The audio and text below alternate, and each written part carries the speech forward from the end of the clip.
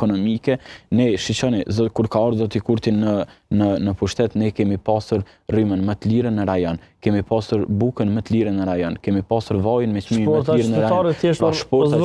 Shporta ushqimore qytetarit ka qenë shumë e lirë, ndërsa sot ne kemi dyfishim të çmimit të vajit, dyfishim të çmimit të bukës, dyfishim të energjisë elektrike, të gjitha elementeve, të gjitha gjënave të cilat e përbëjnë jetën. Artikullet kryesor të jetesës. Ka ndonjë një gjë tillë agjenda edhe në rajon? Po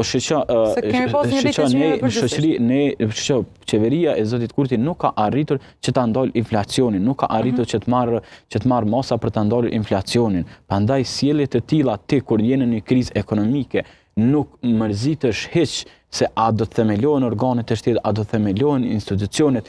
Kjo vërtet është për të habitur dhe mendoj që qytetarët e Republikës Kosovës do ta thrasin mendjet edhe në zgjedhjet e ardhshme, kurdo që do të mbahen, nuk do ta votojnë më një njerëz të tillë siç ka qenë zoti Kurti.